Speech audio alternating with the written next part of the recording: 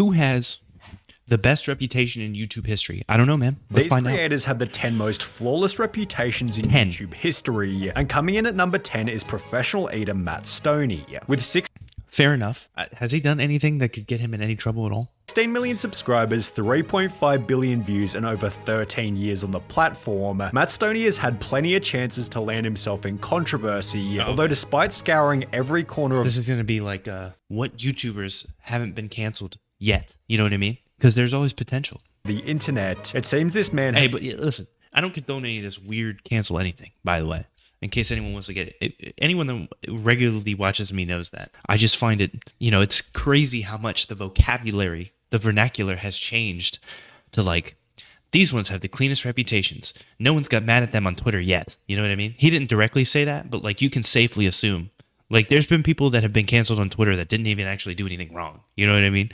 There's a wild place out there. Has never even been criticized. His clean image has resulted in collaborations with everybody from the Try Guys to GQ, as well as someone who deserves an honorable mention for this video, Beard Meets Food, with both of these creators showing that living a simple, humble life outside of YouTube can do wonders for your online reputation. You might make the argument that competitive eating is simply an uncontroversial genre. However, I'd urge you to think of— I was about to say, I would not say that. I would not say that competitive eating is not controversial at all. I'm actually surprised. Now that you mention it, whenever you see somebody that overeats, there's always somebody complaining. You know what I mean? But at least he eats it all. You know what I'm saying? That's the thing about Nikado Avocado. You know what I mean?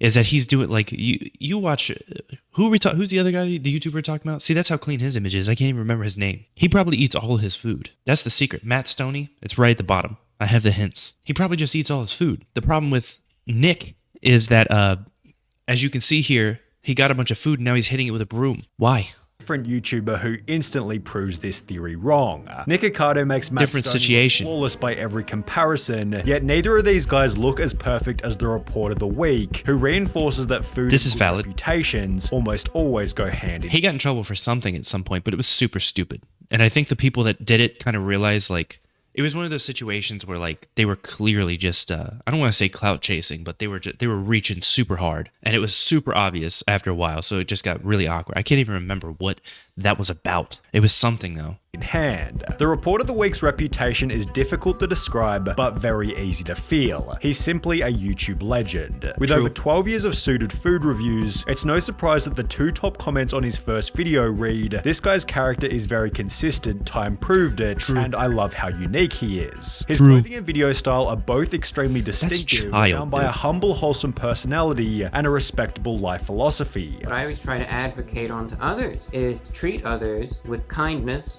respect, and dignity. That's what I always— And he sounds like he came right out of the 50s, you know? His accent is very 50s-ish. try to do every single day, and I know I'm not perfect. When he made a classic I react to your mean comments video, his biggest difficulty was actually finding any mean comments. I was trying to find some comments. And he ties his own ties. He does not use a clip-on tie, by the way. He ties his own ties, which to me means a lot. To most people it means nothing. To me, but I can always tell. Video. And I was surprised. It was a lot more of a massive undertaking, should I say, than I expected. After which he'd reinforce his good name. Meant to disable my preview, so I stopped looking over here. HR. Hate isn't anything. You know, it's not a good thing. I always say everyone should treat each other with respect, kindness, and dignity. With his no hatred policy resulting in nobody hating him. This is the man I'll show my children when I teach them dignity. There is something about this guy which makes you believe in humanity again. I will physically defend this man for my whole life. True, most people would. The countless different review bra memes only add to his charm, yet they shouldn't distract you from a high level of personal accountability. And this was on me. I should mention that. It was just a mistake on my part. Yet if you want accountability with a... To be fair, how much controversy is he going to get involved in? You know, well, actually, I guess now. I wouldn't be surprised. Has he reviewed anything from McDonald's lately? If he eats at McDonald's or he eats at Starbucks, that's enough to get you in trouble on Twitter right now. Because of the whole, that whole situation going on over there. You know what I'm saying? I don't even want to name the situation. That's how toxic the conversation around it is. A bit more style, then we have to talk about a channel called Discover Connection. At around 600,000 subscribers, Discover Connection is the smallest... Once again, I do not know who this is. So in my mind, of course, I would know them if they did something terrible. channel on this list. However, these guys have some of the most wholesome content you will ever watch. The channel was created with the goal of reducing divisiveness, with the members essentially leaving their comfort zone in every video just to do nice things for random people. In their helping strangers with anything and everything video, they walked around the streets of Vancouver helping complete strangers with their gardening, while in a different video, they managed to convince 30 random people at the beach to have a sleepover party at their house. Their most viral video is an episode where they went around to random houses, offering to cook people dinner in their own homes, with one of the people they cook for then showing up in a later episode where they hosted a massive free Christmas dinner for 50 strangers who were all alone on Christmas. The channel is well summarized by a comment reading, "I'm not crying, you're crying. This is some next level wholesomeness, guys. Thank you for being able to witness this, although until they've experienced the trials of being a bigger channel, Casey Neistat definitely deserves." You can't possibly know. You can't possibly know. Wait till they hit 1 million, then we'll find out they got bodies. You know what I mean? Murder. I'm waiting for, it's been a while since we've had a YouTube murderer. You know what I mean? It's always like Minecraft YouTubers and being pedos. You know what I mean? That's like all the controversy's been. Either makeup YouTubers or Minecraft YouTubers being pedos. We need a murderer in there to spice it up. Also, Casey Neistat did, remember when he told everyone who he was going to vote for? And he like gave his reasoning? The secret, you should just talk about what you care about and then just tell people to vote for whoever. He basically just told people who he was voting for and the reason, and people were super upset. The next highest spot. While Casey has found himself in the occasional controversy, you'd be hard-pressed to find a single person who doesn't think he's a legend. Casey is one of the few rare YouTubers who pioneered a whole new genre, during which he displayed an unwavering work ethic by uploading a high-quality vlog every 24 hours for 800 days straight. The only time I really get bummed out or depressed is when I'm not being productive, is when I'm not accomplishing or doing or contributing in any way. While this might have almost ended his... Yeah, he's like he's like one of those people where it's like, it's crazy what he did, but he for sure created a very annoying subset of bloggers, you know, or vloggers, you know what I mean? And that's not really his fault, but it is because of him. You know what I'm saying? But you know, Casey Neistat's cool, man. I didn't find any reason, even in when he went through that whole ordeal where he told people who he was going to vote for and why, and people got super upset. I obviously didn't care about that, but you know. His marriage. The destructiveness of that on my own marriage and relationship was profound. These kind of admissions only provide another reason to love him, transparency. While most YouTubers show only a polished version of their lives, Casey's unafraid of highlighting his darkest moments, which almost always provides a counterintuitive boost to a YouTuber's image. On top of this, vlogging is simply the perfect video type to build a strong connection with the audience, which when combined with his various on-screen collaborations, show that he's the type of guy who could be friends with anyone. Casey doesn't put himself on a pedestal simply because he's famous, which is a quality. He just joined the UPS. Why did I almost try to say United States Postal Service 5 times in a row? He just yoinked the UPS dude off the street. Also, Charlie, another one of those dudes, man. You hop on Twitter. I said something about this the other day because the thing is, right, I understand that he can be an acquired taste because of like his, I guess, delivery or whatever. I can't really bring myself to hate Charlie really at all. Charlie Puth, really? You mean Critical? His last name isn't Puth, right? He has the same name as the singer. The point is, I can't bring myself to hate Charlie because like nothing he's ever said has really seemed like that big of a deal. Like you could say that's because he's never had an opinion that goes against the popular Reddit take or something like that, I guess. But I just don't see that as a reason to hate him. You understand what I'm saying? Like, it's weird to me to hate him for that. You could just not watch him. But they quote him. They don't even really quote him. They do like a parody of how he, like, you know, his mannerisms, how he talks. And the funny thing, and this is what I pointed out, all of the people that complain about him and his lack of creativity also aren't creative, like at all. They complain in the most default ass ways I've ever heard. Literally every single time. The way they complain is it's either the same or worse than what he does. So if you're going to complain about that, how are you going to complain about a lack of creativity and then also not be creative at all? Like not have anything about you that stands out. You're just literally yoinking what he does and being like, isn't it lame the way he does that? But they're not being creative. You see what I'm getting at here? I know this is probably like a meat writing moment here, but I can't comprehend why there are people who are like, this guy, but they make the exact same jokes that everyone that doesn't like him makes. Like literally the exact same. It's poopy doo-doo fart here. They do that every single time. And then they're like, yeah, but I hate when he's not creative. And it's like, whatever.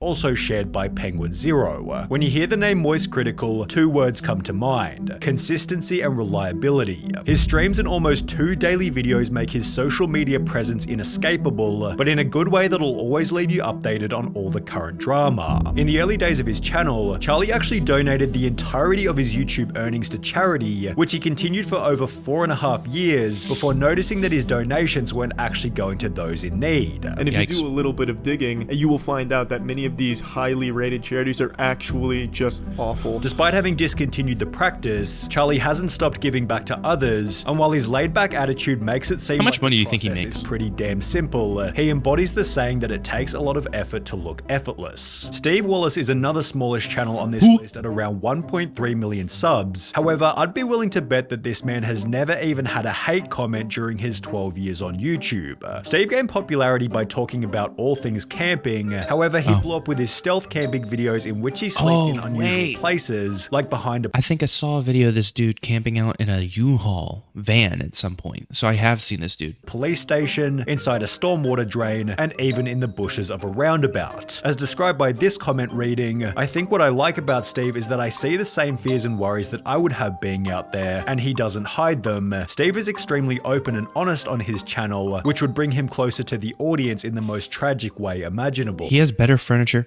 in is somebody about to die? He has better furniture in there than I have in the office right now. On the 5th of August 2022, Steve made a community post celebrating he and his wife's 5th anniversary before uploading a video exactly 3 weeks later. Oh my God, Jesus. Announcing that she'd passed away in her sleep. On Saturday, beautiful wife and I went to bed. On Sunday only, I woke up. For obvious reasons, this unexplainably difficult event made the videos much harder to make. Not gonna lie, In her sleep? In between shots.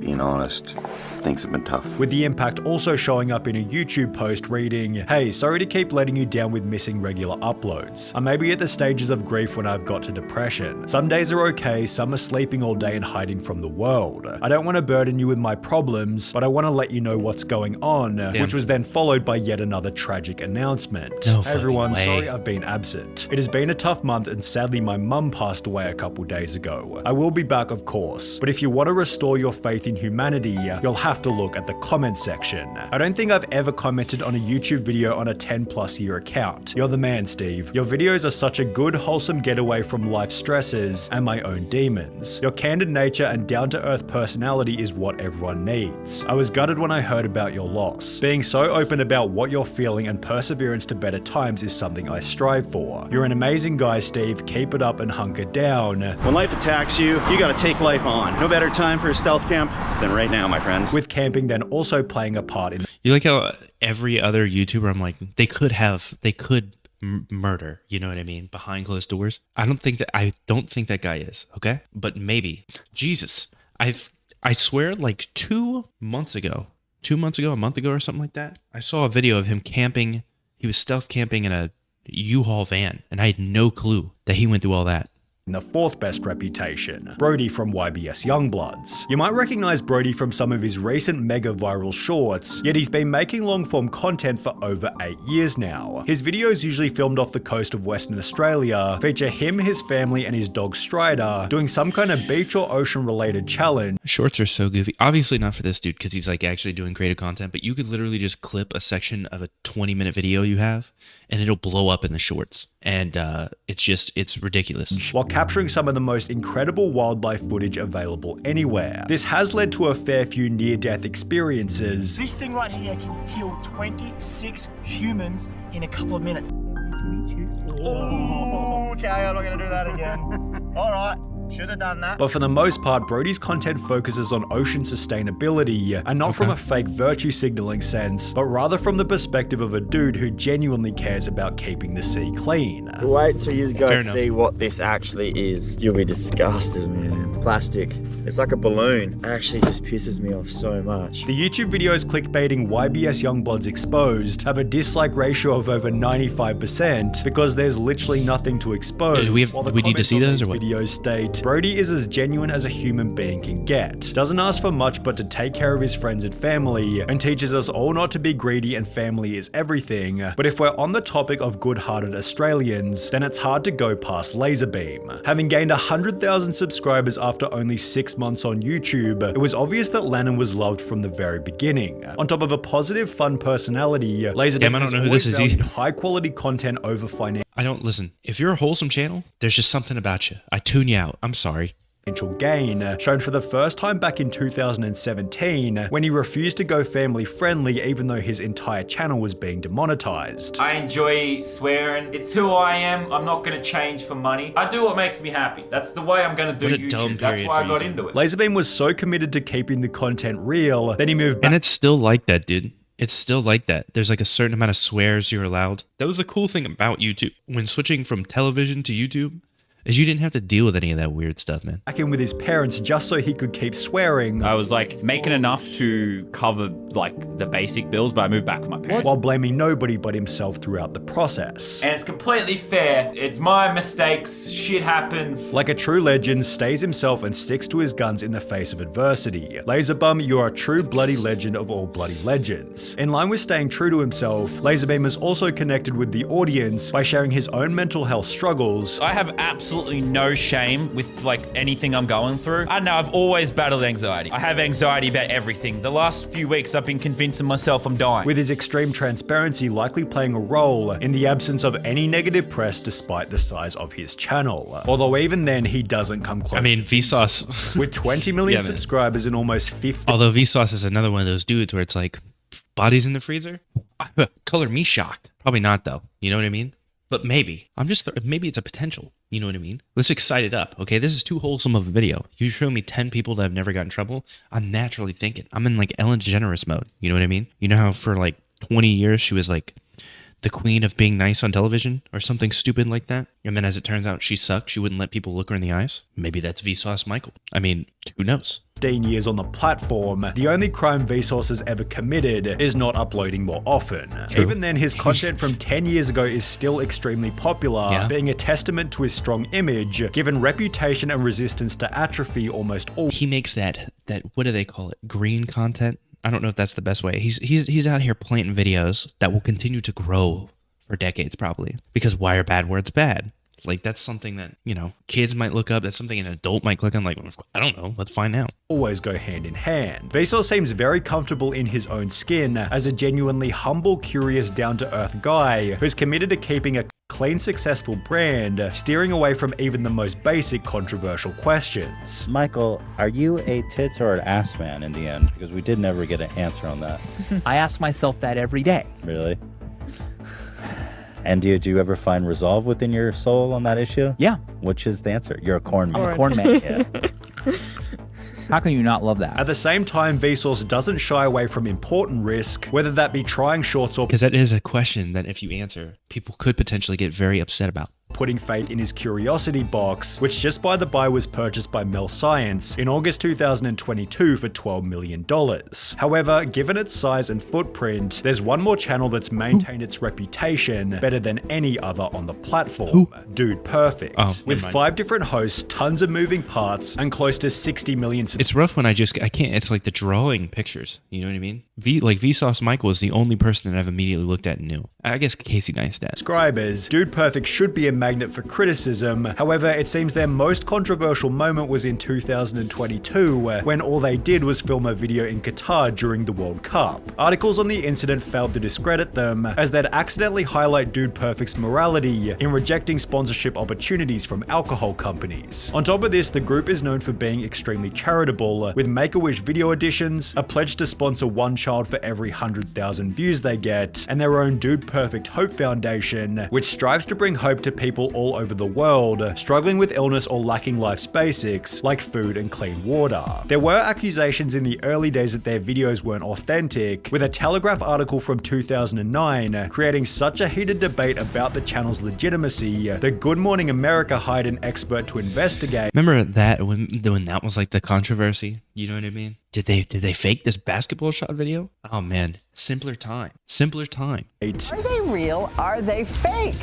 We have computer analysts looking at them. Yet video experts say that they're unable to tell where edits are being made. Dude Perfect responded by stating, "We love it when people say it's fake because it makes the shot seem even more ridiculously impossible. And we get more publicity and hits on YouTube, so we love the mystery of knowing whether it's real or fake," with frontman Tyler Tony echoing a similar sentiment. It used to bug all of us when people would say the shots are fake, they're not real. We just kind of took it as a compliment to how impressive the things that we were doing actually were. The Dude Perfect members simply reinforce a point just repeated basically earlier. An uncontroversial life outside of YouTube creates an uncontroversial life inside of YouTube.